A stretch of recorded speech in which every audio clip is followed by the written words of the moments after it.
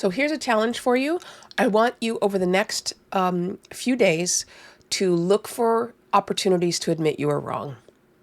The the years ahead are going to bring lots of these opportunities for a lot of people. Frankly, all of us make mistakes constantly, so there's always possibilities for us to admit that we were wrong. But this is coming off of a video that was released of a African American man who built his own home, was coming home from work, pulled into his own driveway, and a woman in his neighborhood, a white woman in his neighborhood, immediately assumed that he was a prowler, that he didn't live there. When he said he did live there, she said, "I don't believe you," and then grabbed her children, ran screaming down the street, screaming, "Help." And when she came back with her husband, she found it impossible to admit that she had been biased, that she made assumptions about him because of his color. I mean, what an incredible thing it would be to finally see somebody admit that they had been influenced by unconscious bias and say, "Wow, I'm so sorry. You know, this happened. I'm so sorry that it happened.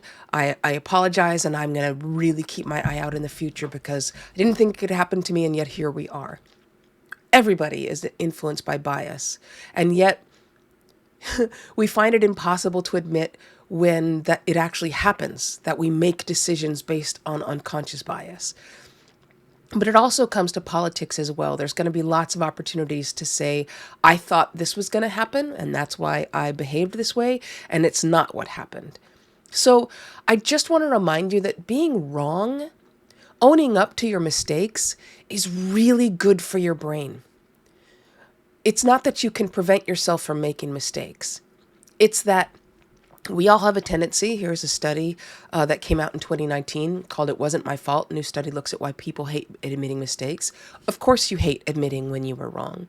It's partly because we get our identities wrapped up in the decisions that we make. And so admitting that our decisions were flawed, incorrect, wrong, means that we have to change who we think of as ourselves. And the more that we defended that decision when others said you're wrong about that, the more our identities are wrapped up in it and the harder it is for us to let it go. But letting go of mistakes, admitting you are wrong, cognitively is so good for you. Yeah, it makes you a better person. But let's leave morals out of it for just a moment and say it's really good for you. One of the reasons you don't like to admit that you're wrong is because you get flooded with cortisol. When people point out a mistake, it's a stressor. You're flooded with cortisol, the stress hormone. You get the fight, flight response, fight, flight, freeze, and all of those options: fight, flight, freeze, or befriend, which usually means you admitted you concede defeat. They're all not great options, but to rethink your own decisions, to say, you know, what if this is true? What if the other person that was arguing with me is right? And then walking yourself through that, not only does that make you smarter, not only does it bring your executive decision making into play, meaning your decisions are going to be better going forward, it lowers your stress, it improves your relationships, and it just all around makes you healthier. Mentally, emotionally, and in fact, in some ways, physiologically as well. So try it out. Try with something small where the stakes aren't high.